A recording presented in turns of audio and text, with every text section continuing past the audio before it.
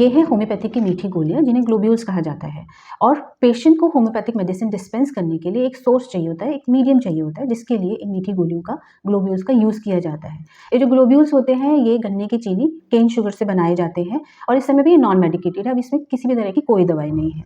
जब पेशेंट हमारे पास आते हैं और अपने सिम्पटम्स अपनी कंप्लेन बताते हैं तो उनके बेसिस पे जो भी उनके सिम्पटम्स होते हैं उनके बेसिस पे इन ग्लोब्यूल्स के अंदर मेडिसिन को फिल किया जाता है। मेडिसिन डालने के बाद ये सारे के सारे ग्लोब्यूल जो भी मेडिसिन होती है उसको अपने अंदर अच्छे से एब्जॉर्ब कर लेते हैं। सिर्फ मेडिसिन ही नहीं, मेडिसिन की क्वालिटी, मेडिसिन की एनर्जी, उसका हर एक अणु और सारी की सारी पावर जो है वो इसके अंदर चली जाती है और समान रूप से ये सारे ग्लोब्यूल्स अपने अंदर इसको अच्छे से एब्जॉर्ब कर लेते हैं।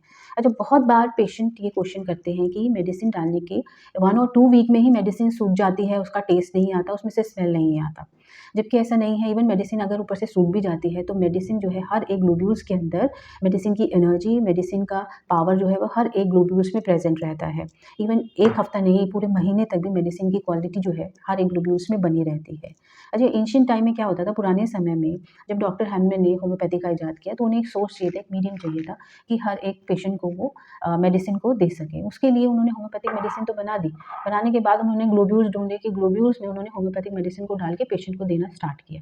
अब उस समय पे जो भी एक्स्ट्रा मेडिसिन जो होती थी, उसको मेडिसिन को डालने के बाद ग्लोब्यूल्स को फ़िल्टर पेपर पर रखकर उनको सुखाया जाता था और सूखने के बाद वो सूखे हुए ग्लोब्यूल्स जो होते थे जिसके अंदर मेडिसिन भरी हुई होती थी, उनको दोबारा से फिल करके देन पेशेंट को दिया जाता था। अच्छा, ऐसा करने का क्या कारण था? ऐसा करने का ये था कि जो भी एक्स्ट्रा मेडिसिन हो वो पेशेंट को ना मिले, क्योंकि होम्योपैथी में इस चीज़ का ध्यान रखा जाता है कि मेडिसिन का साइड इफ़ेक्ट ना हो पर मेडिसिन का इफ़ेक्ट पेशेंट को मिले।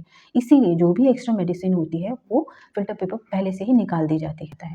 ऐसे और भी इन्फॉर्मेटिव वीडियोज़ के लिए हमारे साथ बने रहें। Thank you so much. Myself doctor Leena पाले।